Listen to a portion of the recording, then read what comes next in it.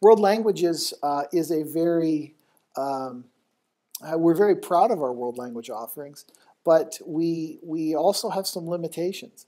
World languages are something that we value very highly. We value it so highly that we have made it mandatory for all 6th graders. And so as students come into our school, there's an expectation in 6th grade that they will take language. Once we get to 7th grade, it becomes an option for them. And I'd like to explain that just briefly. The reason we make it optional in 7th grade is that we have a high enough turnover rate in our school that we have new students coming in. And in order for students to be the most successful, they have to have some background in a language as they move through. What we currently have is we currently have 4 languages, 4 language offerings, and we have 17 different levels. And they come into 6th grade, and everybody in 6th grade is in Spanish A. But then we have, I'm sorry, not Spanish, but they're in an A-level course. As they move through, they will go to B, to C, and possibly even D, which you will notice here. We have D-level courses, which are really a very high level for our students. But as they move through, we end up with students with a great range of abilities in Spanish, and we simply cannot offer all of our levels to all of our students. So that is why we do not allow 8th graders, for instance, to take an A-level course. I would like to point out that when students go into the high school, if you follow our sequence, which would be Spanish, for instance, Spanish A in 6th grade, Spanish B in 6th grade, Spanish C in 6th grade, and then in high school, you would go to Spanish 2. You will note that it takes 3 years of Spanish in the middle school to get only to the 2nd year of Spanish in the high school. Now, what I will say is our Spanish students are very strong when they get to Spanish 2.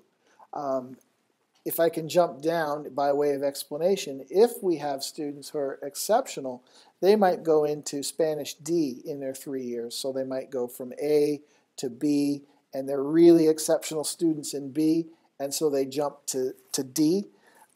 D students go into a 3rd level in the high school, which is a very, very high level for students. But you can see in this graphic, and this also can be found in our program of studies on our website, as well as in Sahifa, we'll post it there.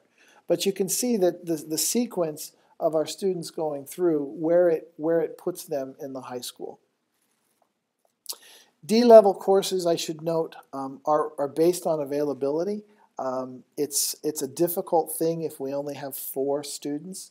It's very difficult to schedule a class for 4 students. So in the event that we don't have enough students for a full class, D-level students are typically scheduled in with C-level students. And then the teacher works to differentiate the instruction to get the D-level students to the proper place so that they can matriculate into the high school at the right level. Math is another source of angst for some parents. And so what I have done is I've pulled this graphic, which is from the high school course of studies, and shows the progression of math as students go through. Now, what I would like to point out is that this is not a middle school graphic, this is a high school graphic.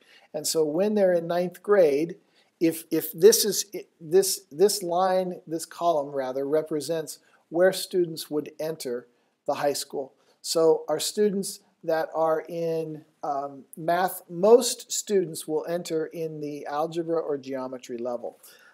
Students who are not at the algebra or geometry level could enter the high school in pre-algebra. Now this graphic, what it shows you is it shows you the sequence that when they leave the middle school, for instance, if they're in algebra, they leave the middle school, and then this is the sequence that they would take going through the high school.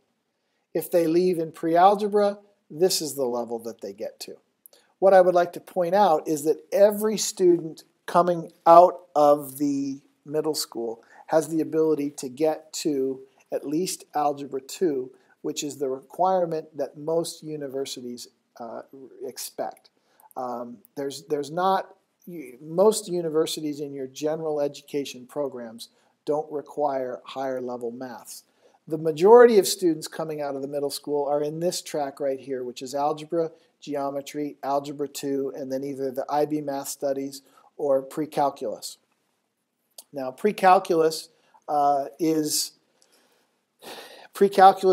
what you would take prior to AP calculus, and if you think that you want to get to the level of AP, then you want to start to have discussions with the high school counselors in 8th grade about at what point students should be taking different courses. This is our course selection sheet. This is the 8th grade sheet, and this is the sheet that will be coming out next week. I think it's March 8th that this comes out. And you will notice that this is the listing of courses that students will take. It will show you what it is that they are requesting. And then course selections, there's several pages to this. This is only the first page. But you go through, and this is where you will make your choices. And parents and students should sit down together and go through this sheet. It's pretty self-explanatory, but if you should have any questions, you should give the school a call and speak with one of our counselors. The re-enrollment procedures began at ASD on March 3rd, and I'd like to reiterate several things around re-enrollment. Course selection and re-enrollment are two different processes. So the re-enrollment process, which we are doing online this year, you receive something from the ASD admissions, an email from the ASD admissions office, and you complete enrollment online based on that email. This course selection process is different. This is a paper process that we give students the paper, and they fill it out and they bring it back in.